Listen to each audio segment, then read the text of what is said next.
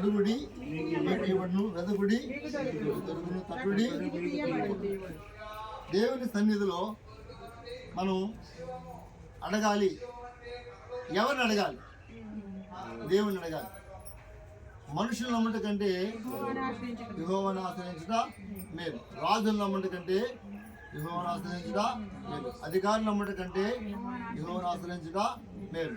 ఈరోజున దేవుని సన్నిధికి వచ్చిన మనము దేవుని సన్నిధిలో అడగడం ప్రారంభించాలి.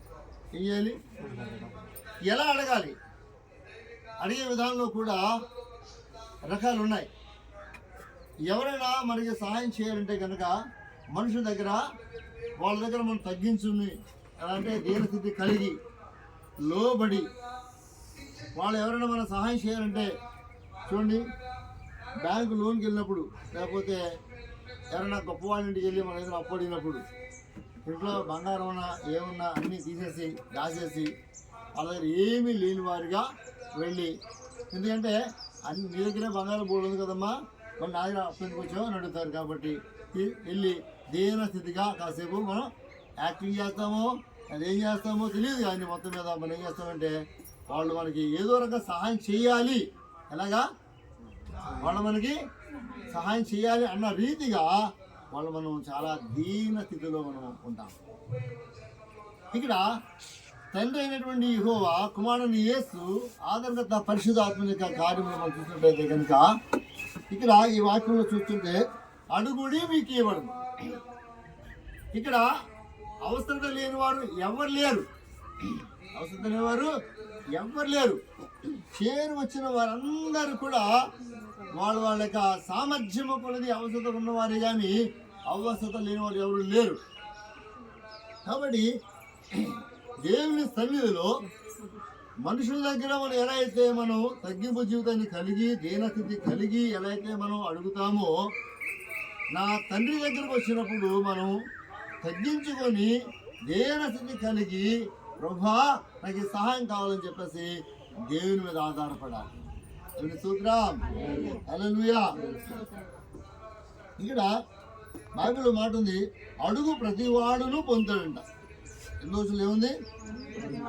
అడుగు ప్రతివాడు పొందుతాడంట. ఎవడైతే దేవుని పట్ల వినవిధేయతలు కలిగి నమ్మకం కలిగి యథార్థత కలిగి దేవుని పట్ల అడిగే విధానంలో ఆ మార్పులో ఆ ప్రతి ఒక్కడు కూడా మేలు పొందుకుంటాడు. దేవుని స్తోత్రం. మేలు పొందినవాడు అంటే ఎవడు లేనే లేడు. ఇక్కడ 9వ వచనం చూస్తే కనుక మీలో ఏ మనుషుడైనను తన కుమారుడు తన రొట్టెను అడిగినదా వారికి రాతినిచ్చిన. ఇప్పుడు ఏ తల్లి తండ్రి అయినా సరే వారి బిడ్డలకు ఆహారం పెట్టాలని ఆశ ఉంటుంది. ఆకలేస్తుందని నాకు రొట్టె కావాలని అడిగితే రాయి తినే అని చెప్పేసి ఏ తండ్రి కానీ ఏ తల్లి కానీ చెప్పరు. అలాగే నా తండ్రిని యెహోవాను కూడా మీరు అడిగే పద్ధతిలో అడిగితే ఆయన రాళ్ళు ఇచ్చే దేవుడు కాదు. ఆయన రాళ్ళు ఇచ్చే దేవుడు కాదు. ఇక్కడ 10వ వచనం కూడా మనం ధ్యానం చేసినట్లయితే కనుక మీరు చెడ్డవారే ఉండి మీ పిల్లలకు మంచి నెరిగి ఉండగా, ఇక్కడ చూడండి చిన్న మాట చిన్న లాజిక్ చెప్తున్నాడు. మీరు చెడ్డవారైనా మీరు మంచివారు కాకపోయినా మీ పిల్లలకు మాత్రం మీరు మంచి చేయాలనే ఆశ.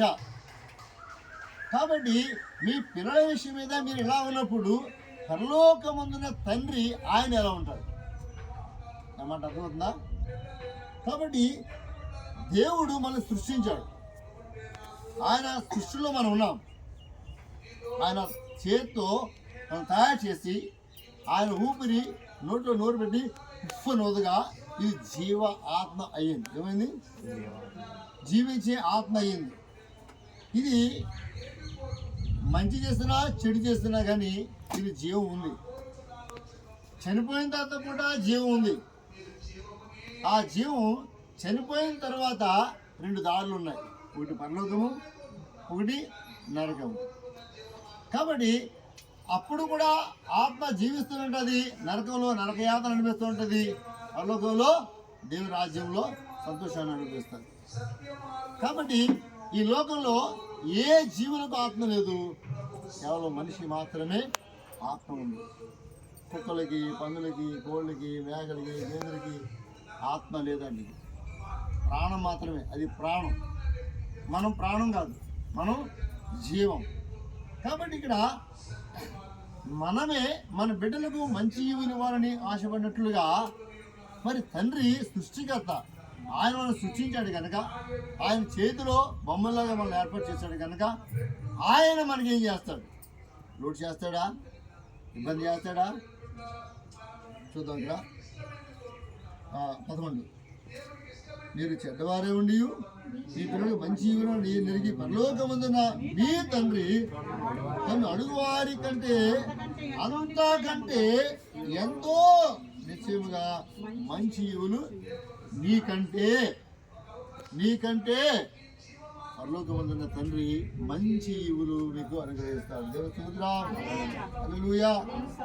ప్రియమైన గమనించండి, దేవుని సన్నిధిలో మీకు ఏ అవసరం ఉందో అదే అడగాలి.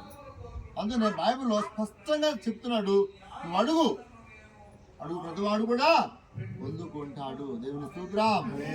ఎలా అడగాలని చూస్తే మత్తయి సువార్త 6:5 మరియు మీరు ప్రార్థన చేయనప్పుడు వేషధారుల వలె ఉండవద్దు. ఎలా ఉండాలండి? ఎలా అండి? దేవుని సన్నిధిలోకి వచ్చినప్పుడు వేషధారణ మారాలి. ఏం మారాలి? బయట వేషధారణ వేరు. మనిషికి 2 రకాల వేషధారణ ఉంది లోకంలో. ఏ నీతిమంతుడు ఎవ్వరూ లేరని దేవుడు బైబిల్లో స్పష్టంగా రాసేసాడు. ఎవరైనా నీతిమంతులు ఏమైనా ఉన్నారంటారా? నేను నీతిమంతుడిని, మీరు నీతిమంతులు అని చెప్పుకునే ధైర్యం ఉందంటారా? ఎవరికి వారు నేను మంచోడిని అని చెప్పుకోవడం తప్ప, నీ మంచితనం నువ్వు చెప్పుకోవడం కాదు, కానీ నీ మంచితనం దేవుడు గుర్తించాలి. ఆనాడు దావీదు చెడ్డవాడైనా కానీ దావీదుని దేవుడు గుర్తించాడు. బైబిల్ ఉన్న ప్రవక్తలందరినీ కూడా దేవుడు గుర్తించాడు. దావీదు అంటాడు, నా హృదయానుసారమైన వ్యక్తి ఇతను అంటాడు.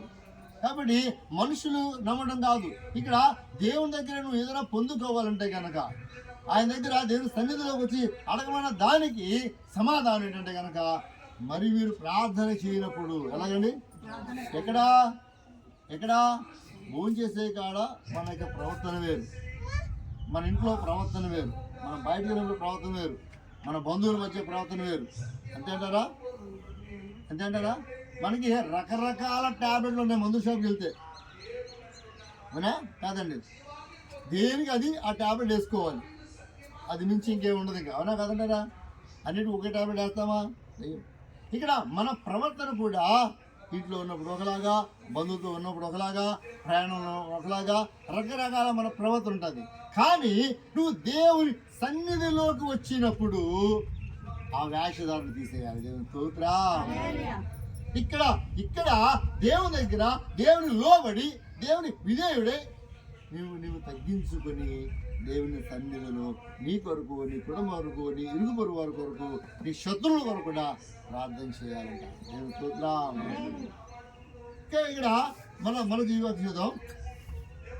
మత్తయి 6:5 మరియు మీరు ప్రార్థన చేయనప్పుడు వేషధారుల వలె ఉండదు. మనుషులు కనబడవాలని సమాజ మందిరంలోను వీధుల మూలను నిలిచి ప్రార్థన చేయడం వారికి ఇష్టము, వారి తమ ఫలము పొందినారని నిశ్చయముగా నువ్వు ప్రార్థన చేయనప్పుడు గదిలోనికి వెళ్ళి తలుపు వేసి రహస్యమందున నీ తండ్రికి ప్రార్థన చేయము, అప్పుడు రహస్యమందు చూసు నీ తండ్రి నీకు ప్రతిఫలం ఇచ్చును. దేవుని స్తోత్రం.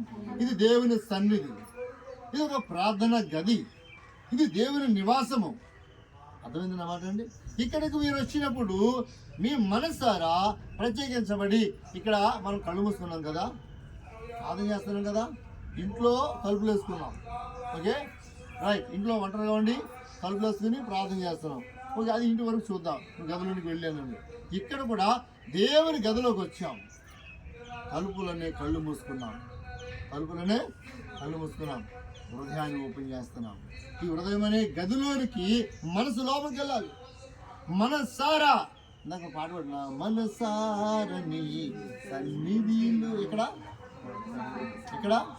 అదే మనసారా దేవుని సన్నిధిలో సాగిలపడి, అంటే మనస్ఫూర్తిగా దేవుని సన్నిధిలో ప్రార్థించి. అందుకని నీ వేషధారణ దేవుని సన్నిధిలో మొత్తం మారిపోవాలి.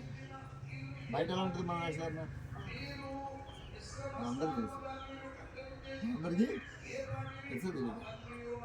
బయట అబద్ధాలు ఆడతాం, కొడతాం, తిడతాం, బూతులు ఆడతారు కొంతమంది, ఓకేనా? అలా ఉన్నా అంటారా? రకరకాల విధానం. అందుకంటే ఇక్కడ నువ్వు దేవుని సన్నిధిలో నువ్వు అడిగినప్పుడు నువ్వు తగ్గించుకొని దేవుని అడగాలి. దేవుని స్తోత్రం. అడిగే విధానంలో కూడా మార్పు ఉంది. ఎవరిని పడితే ఎలా పడితే అలా అడిగేస్తే, ఎవరు పడితే వాళ్ళు ఎలా అడిగితే అలా సహాయం చేయరు. ఎవరైనా మనం సహాయం చేయాలంటే అన్నిటిలో కూడా మనం తగ్గించుకొని అడుగుతాం. అలాగా ఈ పరలోకమందున తండ్రి దగ్గర కూడా విన విధేతను చూపిస్తూ మన మనసులో ఏ కల్మషం లేకుండా, ఏ స్వార్థం లేకుండా, ఏ విభేదాలు లేకుండా దేవుని సన్నిధిలో మాత్రం ప్రశాంతమైన వాతావరణాన్ని మనం పొందుకోవాలి. ఇప్పుడు నా సన్నిధిని వెళ్ళాలి, ఇప్పుడు నా తండ్రిని చూడాలి, ఇప్పుడు నా దేవుని మందిలో నేను ఎంతో తొందరగా వెళ్ళాలి, నా దేవుని సన్నిధి ఎంతసేపు గడపాలి అనే ఆలోచన కూడా మనలో ఎక్కువగా ఉండాలి. దేవుని స్తోత్రం. హల్లెలూయా. అలాగే మత్తయి 8వ అధ్యాయం 1వ వచనం. ఆయన ఆ కొండ మీద దిగి వచ్చినప్పుడు బహు జన సమూహములు ఆయన వెంబడించెను. ఇదిగో కుష్ఠరోగి వచ్చి ఆయనకు మొక్కి, ప్రభువా నీకిష్టమైతే. చూడండి, అక్కడ జన సమూహములో వెలివేయబడినటువంటి ఒక కుష్ఠరోగి, మన కరోనా వచ్చినప్పుడు ఎవరన్నా నా కరోనా అంటే మన దూరం పారిపోయారు. కుష్టి రోగి కంటే, కుష్టి వ్యాధి కంటే చాలా ఘోరంగా పారిపోయారండి. కుష్టి వ్యాధి వాళ్ళు ఈదులోకి వస్తే ఆ దూరంగా ఉండడం మనం ధర్మంలో చేసేమో, కానీ అదే కరోనా తెలిసిన వాడికి సమీపంగా కూడా మనం వెళ్ళలేదు. అదేనా అంటే కుష్టి వ్యాధి కంటే కరోనా చాలా భయంకరమైన వ్యాధిగా కనిపించింది. అయితే చూడండి, ఒక కుష్టి రోగి అంటే ఏంటంటే ఆయన ఆ కొండ మీద నుండి దిగి వచ్చినప్పుడు, ఎవరు? యేసు ప్రభువారు దిగి వచ్చినప్పుడు చూడండి, జన సమూహంలో ఆయన వెంబడించారంటండి. ఈ రోజున ఆయన మనం వెంబడించులాగా ఉంటున్నామా? ఆయన పని చేసే వాళ్ళలా ఉంటున్నామా? ఆయన దగ్గర తగ్గింపు జీవితం కలిగే వారిగా ఉంటున్నామా? ఆయనతో ప్రార్థన చేయడం ఇష్టపడుతున్నామా? ఆయన ఎక్కువసేపు గడపడానికి ఇష్టపడుతున్నామా? ఒక దినము దేవుని సన్నిధిలో గడిపితే అది 1000 దినముల కంటే శ్రేష్టమని దేవుని వాక్యం చదివిస్తుంది. ఒక దినం అంటే ఎంత? ఇప్పుడు రోజుల ప్రకారం 24 అవర్స్. ఆయన 24 అవర్స్ ఆయన ఉన్నారా? మేము ప్రతి నెల 1వ తారీఖున నర్సాపురం మెయిన్ చర్చిలో సంపూర్ణ రాత్రి ప్రార్థన ఏర్పాటు చేస్తున్నాం. నిన్న రాత్రి 9 గంటల కానించి రాత్రి 1 గంట వరకు కూడా అందరం కూడా ప్రార్థనలో ఎక్కించాము. మాకు చాలా హ్యాపీ అనిపించింది. అర్థమవుతుందా? అర్థమవట్లేదా? అలా చేయడం వల్ల దేవునికి మరింత దగ్గర అవుతాం. రకరకాల అందరూ కూడా కూర్చొని ఒకరొకరు ప్రార్థన చేయడం అన్నీ చేసేసరికి అందరూ కూడా చాలా హ్యాపీ అయ్యారు. గమనించండి. మళ్ళీ వచ్చే అమావాస్య ఉంది, నేను అందరూ చెప్తూ ఉంటాను, కానీ మీరు ఏం చేస్తూ ఉంటారంటే మామూలుగా సులువుగా తీసుకుంటారంతే. దేవుని విషయాలు మనం సులువుగా తీసుకోకూడదు. దేవుని ప్రార్థనలు సులువుగా తీసుకోకూడదు. దేవుని విషయాల మీద మనకు ఆధారపడాలి. దేవుని విషయాల మీద ముందుకు వెళ్ళాలి. ఇక చూడండి, ఇక్కడ ఆయన కొండ దిగి వచ్చాడంటే ఎందుకు వచ్చాడండి? కదండి, లోకం నుంచి దేవుడు కిందకి రాలేదా? భూమి మీద రాలేదా? ఆయన కొండ దిగి కిందకి రాలేదా? ఆయన తను తగ్గించుకోలేదా? ఆయన తను తాను తగ్గించుకోగా లేనిది మనం ఎందుకు తగ్గించుకోకూడదు? మనం తగ్గించుకున్నామా? మనలో అహంభావాలు చచ్చిపోయినాయా? కోపాలు తాపాలు చచ్చిపోయినాయా? అవన్నీ కూడా విడిచిపెట్టేయాలి. ఇక్కడ ఒక కుష్ఠరోగి అంటండి, విలువైన కుష్ఠరోగి అంటండి. ఆయన ఇదిగో కుష్ఠరోగి వచ్చి ఆయన మొక్కి, ప్రభువా నీకు ఇష్టమైతే అని అడిగాడు. ఏమడిగాడు? నీకు ఇష్టమైతే. మనం చాలామంది నీకు ఇష్టమైతే సాయం చేయండి, నీకు ఇష్టమైతే అది చేయండి అని మనం ఎలా అయితే మనం అడుగుతామో ప్రభువుని అడుగుతున్నాడు. ఆయన అన్నాడు 3వ వచనంలో, అందుకు ఆయన చెయ్యి చాపి వాని ముట్టి. కుష్ఠరోగుల్ని మనం ముట్టుకోవడానికి ఇబ్బంది పడతాం, అభ్యంతర పడతాం. ఎందుకంటే కనుక మనం ఆ వ్యాధి మనకు సోకుతుందేమో అని. సోపు సోకుతుందండి, తామర సోకుతుందండి, గజ్జి సోకుతుందండి, ఇంకేమనండి, ఇవన్నీ కూడా అంటువ్యాధులు. ఇవి కాకుండా వైరల్ ఫీవర్స్ అంటువ్యాధులు కదండి, దగ్గితే కొన్ని విధానాల్లో అంటువ్యాధులు కదండి, రకరకాల వ్యాధులు ఉన్నాయి. అందుకంటే భయంకరంది కుష్ఠరోగి అనగానే ఒక వ్యక్తికి కుష్ఠు వచ్చిందంటే అతన్ని దూరంగా పెట్టడం అది ఆనవాయితీ. అయితే గమనించండి ప్రేమనైనా, ఆ కుష్ఠరోగి ఆ దిగి వచ్చిన యేసు దగ్గరికి వచ్చాడు ఆయన. ఈ రోజున దిగి వచ్చిన యేసు దగ్గరికి నువ్వు రాగలుగుతున్నావా? ఆ యేసుని అడగగలుగుతున్నావా? ఆయన అడుగుడి మీకు ఇవ్వండి అన్నాడు. ఈ కుష్ఠుడు అడుగుతున్నాడు, ప్రభువా నీకు ఇష్టమైతే నన్ను శుద్ధినిగా చేయగలవా అంటే వెంటనే యేసు ప్రభువారు ఆయన దిగి వచ్చాడండి. ఏంటండి? ఆయన ముట్టాడండి. నాకు ఇష్టమే, నువ్వు శుద్ధులు అవ్వాలి, నువ్వు బాగుండాలి అని దేవుడు కోరుకున్నాడు. దేవుడు స్తోత్రం, హల్లెలూయా. వెంటనే అతను అడిగాడు, ప్రభువా నీకు ఇష్టమే నన్ను బాగు చేయటం, నేను బాగుపడే ఆశ ఉంది అని అడిగాడు. అడిగినందుకు అతను మేలు పొందుకున్నాడు. దేవుడు స్తోత్రం, హల్లెలూయా. మత్తయి 7:10 మీరు చెడ్డవారే ఉండి మీ పిల్లలకు, మీరు చెడ్డవారైనా సరే మీ పిల్లలకు మాత్రం మంచివి ఇవ్వాలని మీరు ఎలా ఆలోచన చేస్తారు? నా తండ్రి చెడ్డవాడు కాదు, నా యేసయ్య చెడ్డవాడు కాదు. నువ్వు అడిగే పద్ధతులు అడిగితే దేవుడు కార్యం చేస్తాడు. ఈ కుష్ఠరోగి అడిగే పద్ధతులు అడిగాడు కనుక అతను మేలు పొందుతున్నాడు. దేవుని సన్నిధికి వచ్చేడు వెళ్ళిపోవడం కాదు, కానీ దేవుని సన్నిధిలో మన దీన స్థితిని ఆయన చూపించాలి. ఆయనతో మనం గడపాలి, ఆయనతో మనం విజ్ఞాపన చేయాలి, ఆరాధన చేయాలి.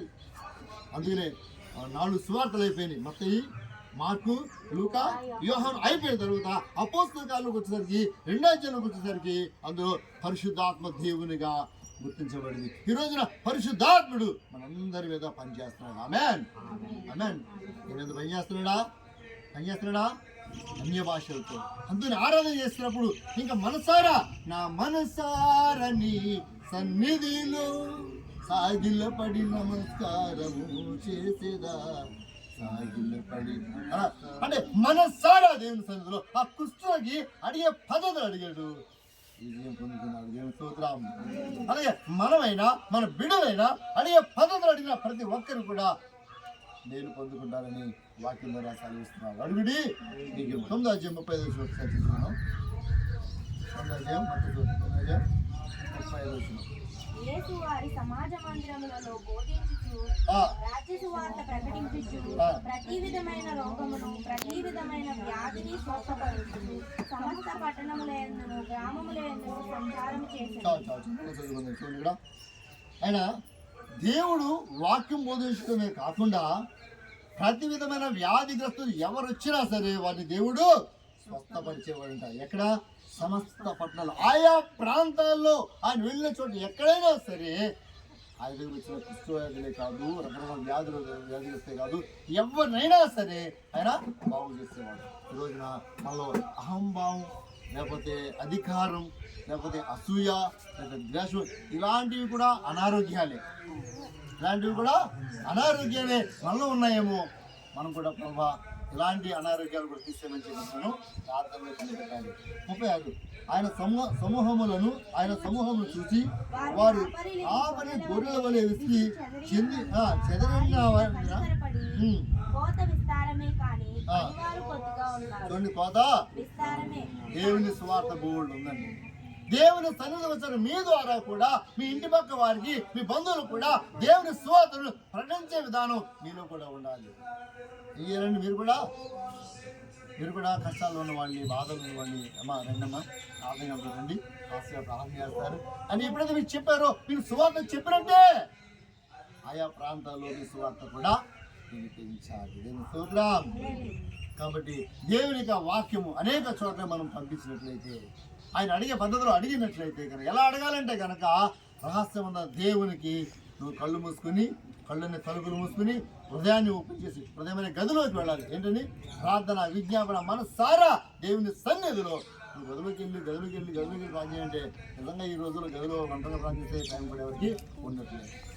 అందుకే దేవుని సన్నిధిలో మనసారా ప్రార్థిస్తే నువ్వు అడిగిన ప్రతీదీ కూడా దేవుడు తప్పక సహాయం చేస్తాడు. ఆమేన్, ఆమేన్. నా జీవితంలో ఎన్నో కార్యాలు దేవుడు చేస్తాడు. ఎన్నెన్నో అవమానాలు, ఎన్నెన్నో నిందలు, ఎన్నెన్నో ప్రాబ్లమ్స్ చాలా దేవుడు క్లియర్ చేశాడు. ఇంకా దేవుడు క్లియర్ చేయగల దేవుడు సమర్థుడు. నా దేవుడు సమర్థుడు. దానియేలు జైల్లో లేకపోతే ఖైదులో లేకపోతే బోధ వేసినప్పుడు నా దేవుడు సమర్థుడు అన్నాడంతే. శత్రుఘ్న, మేషక్, అబేద్నెగోలు అగ్నిగుండంలో నా దేవుడు సమర్థుడు అన్నారంతే వారి విశ్వాసం, వారి నమ్మకము వారిని బాగు చేసింది, పైకి లేవనెత్తింది, వారిని బ్రతికించింది. ఈ రోజున నువ్వు దేవుని దగ్గర నీ ఇంట్లో సమస్యలు ఏ సమస్య నుంచి అడుగుతున్నావో అడిగే ప్రతిదీ కూడా దేవుడు నీకు సహాయం చేస్తాడు. ఆమేన్, హల్లెలూయా. చూడండి 38. గనుక తన కోతకు పనివారి పంపమని కోత యజమాని వేడుకొనుడని స్తోత్రం. హల్లెలూయా.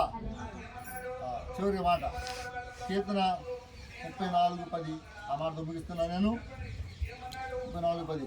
సింహం పిల్లలు నేమి గలవై ఆకలిగును, యెహోవాను ఆశ్రయించు వారికి ఏ మేలు.